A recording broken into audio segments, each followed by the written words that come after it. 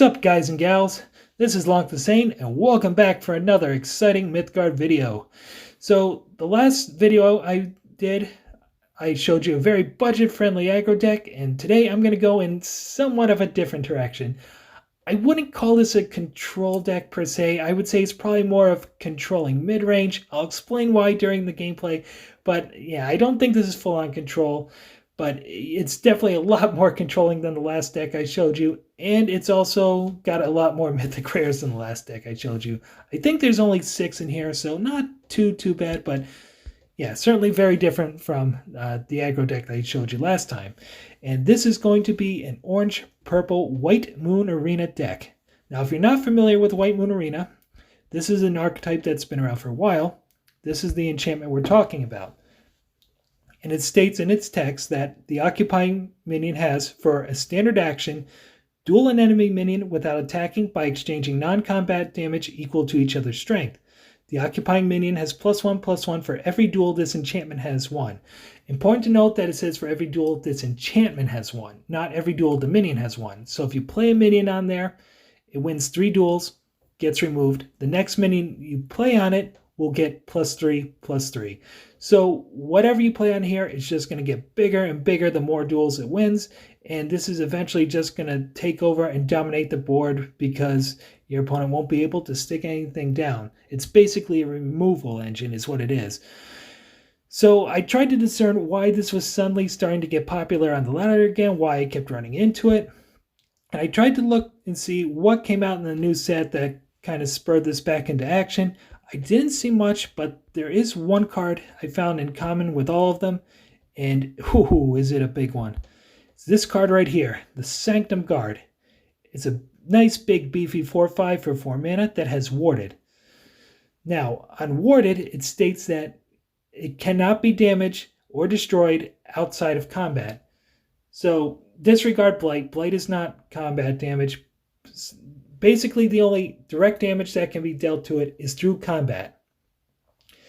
And if you remember, on Whitemoon Arena, it specifically states that the damage dealt by Whitemoon Arena between the 2 minions is non-combat damage. So, the opponent's minion can bite, it can kick, it can punch, it can people's elbow our Sanctum Guard all day long. And guess what? It's not going to do any damage. So this Sanctum Guard, when it's on the arena, can fight all day long and not take any damage and just get bigger and bigger and bigger. And if you look at the text box, it gets Defender until sunrise, so yes, you can use it for protection, but that last line cannot be returned to the hand or deck from play. So your opponent can't even bounce it off the battlefield. They got to figure out a way to run into this thing in order to be able to remove it. So this is very, very good for the archetype. But what's even crazier about this card is that it's a common. We get to put 4 of these in the deck. So before the Whitemoon Arena decks had to kind of figure out how was it going to keep its minions alive as it was using the arena. You know, how can we put some healing in there to keep them safe? With a card like this, you can focus less on that, go off and do other things. So I think this archetype, it got a huge boost just from that one card being included in it. But you know, those aren't the only 2 cards in here, and I'll go over a few of them. I'm not going to do a full-on deck tech. I'll leave a link in the description below if you want to check it out for yourself. Some of the other cards to watch out for, we have this card right here, the Insurance Broker. Orange and purple tends to be a very swarm-oriented type of builds when the 2 colors get together. You see a lot of smaller minions. We have cards like Eager Recruit, which puts the Parcel Recruit token into hand. We also have the Triennial Patrol, which puts 3 minions on the board. It tends to go very wide. It tends to fill up our lanes very quickly. So a lot of the damage we're going to be dealing to the opposing minions is going to be through combat, which means there's going to be a lot of trades. Now we're going to be making a lot of those trades defensively as we try to get our combo pieces together. But nonetheless, expect to make a lot of trades with the opponent, and Insurance Broker gains an energy every time a minion dies, whether it's your opponent's or yours. So we're going to see Insurance Broker gain a lot of energy very quickly. Works very well in this build, and I think Insurance Broker may be one of the more underrated cards in the game. You don't see her a whole lot, but in the decks where she works, oh boy, is she good. What else we got in here? We've got, of course, the Sign of Pride. There's no way I'm building an orange deck and not include Sign of Pride. Just a very good, very versatile card. And we also have the one, the only, the Armageddon Angel. This is our board wipe. Things get out of hand. We'll drop the Angel, and if we put her right on the White Moon, she can get very big very quickly. And the rest is just some good solid orange cards. We have Dark Passenger as a bit of removal. We have Paralytic Gates for some additional card draw. We have one Seal of Exile to give us a little bit of removal as well. For purple, nothing too surprising. We do have 2 copies of Balance. Balance is a little bit wonky as a card draw because it's not always guaranteed to draw us a bunch of cards. It depends on our opponent's board state, but if we fall behind and we need to catch up, this is a good card to do so. And really lacking anything better between the 2 colors for card draw, it'll do in a pinch. We have 2 copies of Sword Saint. Important to note that Life Tap states it must be combat damage dealt, so we can't give a Biting Blade to our minion on the arena and just have it gain us a bunch of life. Unfortunately, it doesn't work like that. But, you know, in a controlling deck like this might come in handy to be able to gain some life, especially against aggressive decks, so we don't die too quickly. We've got 2 copies of Metamorphosis. We have cards out there like the Thunderberg Egg, Brineborn Believer, old favorites like Kira Morning Wives. I think there's enough good, cheaper, aggressive cards out there now that it justifies having a couple Metamorphosis in the deck. It can completely wipe out their text and turn it into a useless 1/1 sheep, so this can get rid of an early threat pretty easily. We have the aforementioned Whitemoon Arena. We have a Jin Sook, another quasi-removal engine. It can give things -2/-2, so sometimes removal, sometimes shrinking things enough so we can trade with it. Just a great control card, one of my favorites in the game. We have a copy of Master of Shadows. I'm using this more as a control card, not really a candidate to go on Whitemoon Arena because Deadly only works with combat damage, and as I said before, the damage dealt by Whitemoon Arena is non-combat damage, so it doesn't really work well with the arena. But as a control card that can shut down 3 lanes, he does just fine. I mean, it kind of depends on the meta game, how control-y the meta is. He tends to do very well against aggressive decks, not so much against control. But I'm trying him out in here because it is, in a nutshell, a very powerful card.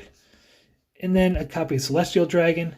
It's agile, it's warded, and if we drop it on an arena that has seen a few victories in combat, then this can get really big and almost take him out in one shot.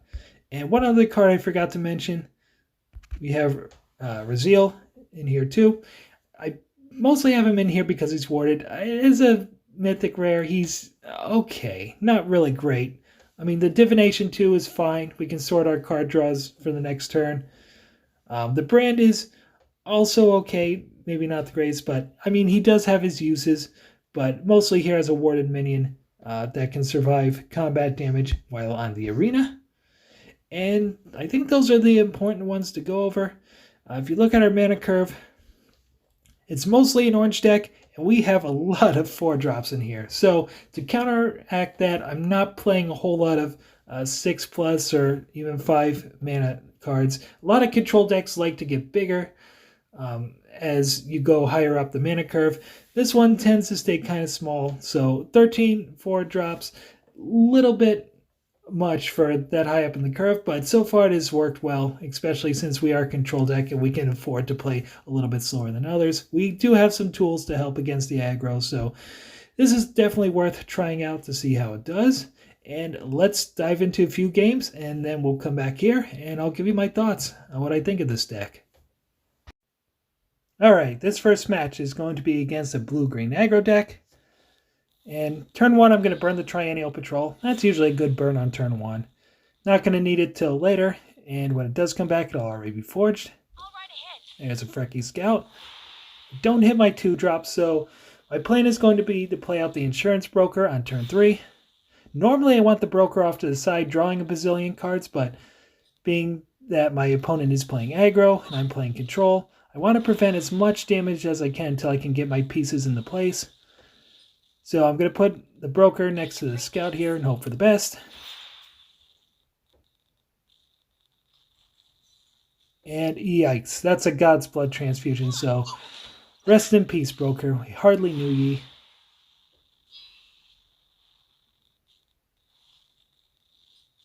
So I'm going to play the Raziel off to the side.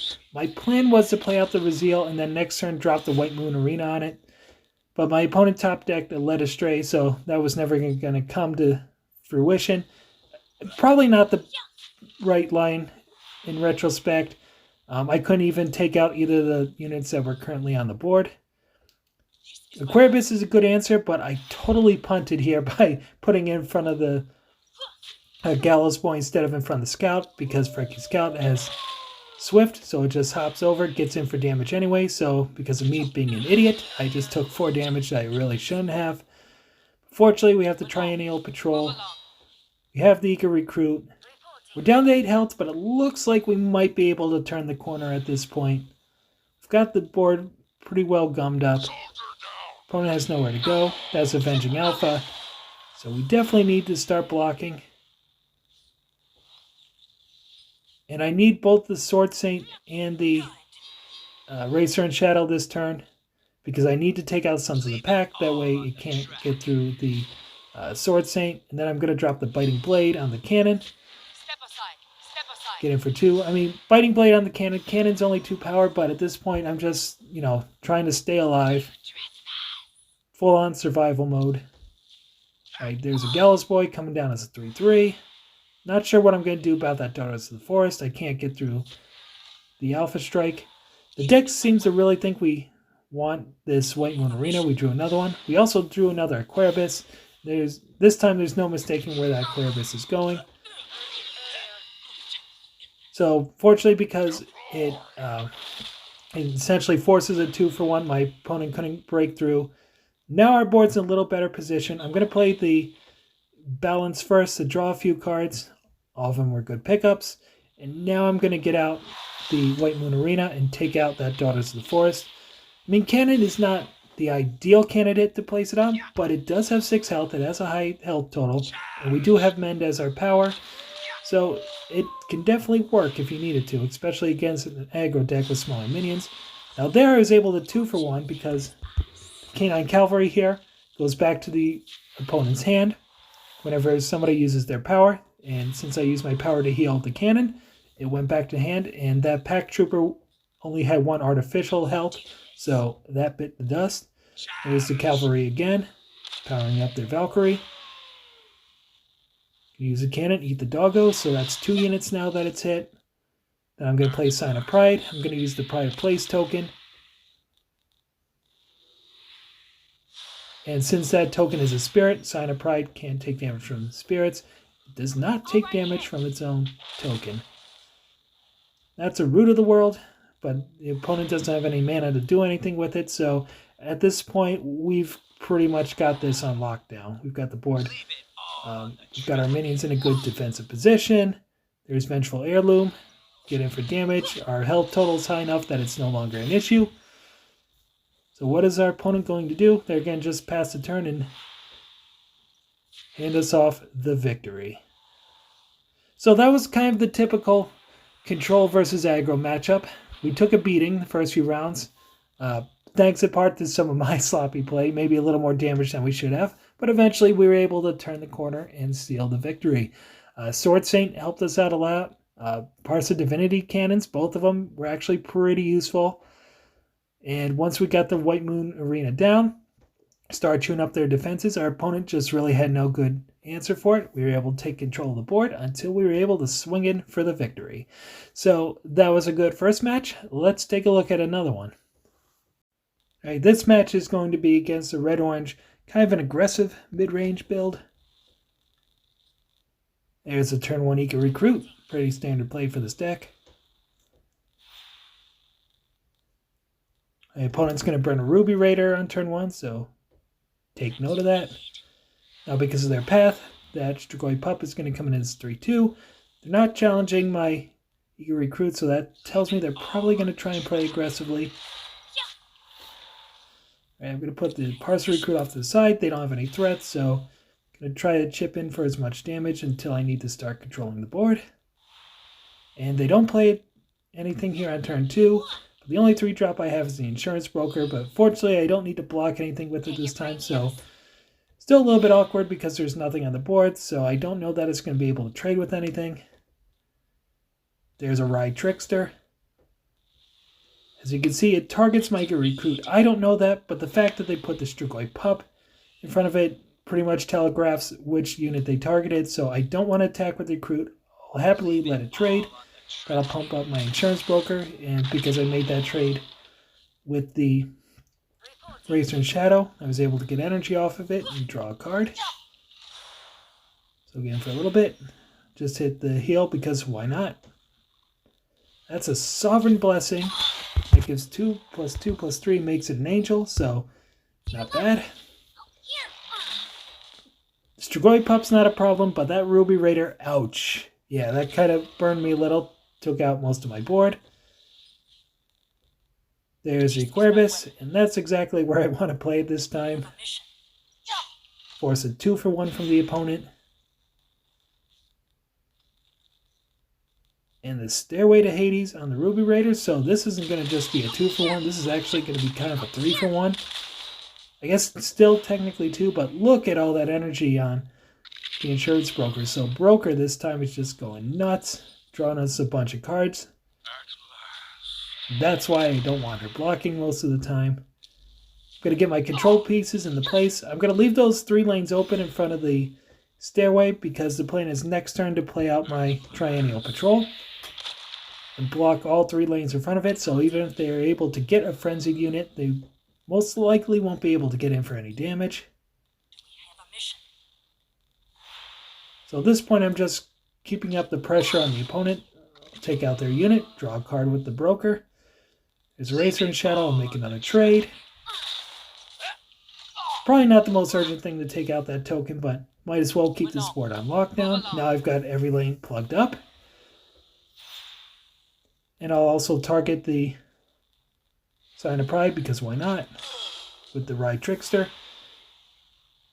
And that does not die, so it's not going to be able to get Frenzy. And I'm going to just be able to finish the game right here, right now. Pride of Place to boost my token. And then I've got enough damage to swing it for the exact amount. So that ended up not being as controlly as a matchup. And in this case, I wanted to show that even if you don't draw your Whitemoon Arena, you still have an out. Orange and purple, it's still a very swarmy kind of deck. You can throw out a lot of little units. We don't have the big giant units like a yellow whatever deck usually does. So you can still throw out multiple units on a turn, start flooding the board. And as you saw there, we were able to fill every single lane and keep up the pressure on the opponent until we just kind of swarmed them, overwhelmed them, and ran them over. So just because you don't draw the Whitemoon Arena doesn't mean this deck is dead. It has other plans that it can go to, so I like having that kind of versatility. And that's also an example of why I think this might be more of a mid-range deck. Control deck usually doesn't have that second gear, such as that one.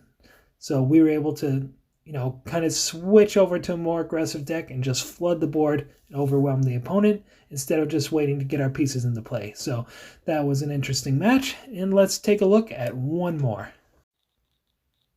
This last match is going to be against a very scary red-green Reanimator build, and I'm very thankful for this opening hand that I've got. We have Metamorphosis, which can completely neutralize a Hopeless Necromantic should they get one down early. And if they do slip through something big, we have the Sign of Pride. Pride of Place token can cut it down to size. That's an Iku Terso into the bin, so yikes. Hopefully we won't be seeing that anytime soon. I'm going to burn the Racer and Shadow. I don't have any good targets for it. Plus, I'd rather keep my Metamorphosis, and Sword Saint could potentially be useful as well. So the opponent's spinning the disc very aggressively, getting through damage that way. And we just drew our Whitemoon Arena. The arena itself, I'm not sure how it's going to go in this match. It depends on the opponent's build. If they try something a little more aggressive, we may have good minions to start hitting with it. But if they're playing a lot of really large minions, it might be a little tougher to get going. That's a Born Again that the opponent threw into the Boneyard. And, of course, Disc and Boneyard, and, Disc and Born Again were made for each other. So it's going to pop right back in the hand. So no more disadvantage of having to discard a card. And with that divination, I selected the balance. That's another purple gem we can get. And it's also a potential source of cards if our opponent gets down a couple minions. Baba Yaga's Den is going to slow us down a little bit, but not a real big threat. It's the big threat that I'm really concerned about, so I'm fine with that play. Play the Aquarius there, that way if it flips over the cannon, it can damage all 3 lanes. The only real punishment here is Magnetar, and of course, the opponent's got it, so there goes most of my board. We'll do damage to Magnetar to guarantee a trade. Balance, draw a couple cards. I hit Eraser and Shadow, but I think I'm fine just letting the Magnetar crash into the cannon. If they want to hop over with the Den and take that out, I'm okay with that too. I'd rather get my insurance broker going, get that energy built up. Alright, she's up to 3 energy. Opponent's not challenging it. It's not a big threat. Let's draw a card off it. There's another parry. Don't need the parry. I'm going to draw 2 more next turn. We have plenty of cards. There's a Sanctum Guard. I'm going to plop that down in front of Shop 1 Bull. Even if my opponent has a Slayer 1, I'm confident that won't be enough to take out the Sanctum Guard. So, okay, just have a block there. And then, hopefully next turn, drop the Whitemoon Arena. Start taking things out. There's the Necromantic. And thankfully I saved this Metamorphosis and burned the gems the way I did, because now I can play Whitemoon and Metamorphosis on the same turn. So this is going to be a very, very good turn for me. Alright, hello sheep. Bye-bye. And you go away also. So Sanctum Guard just got bigger, didn't take any damage. And that is the Wombo combo in this deck. And that's a big old short stack.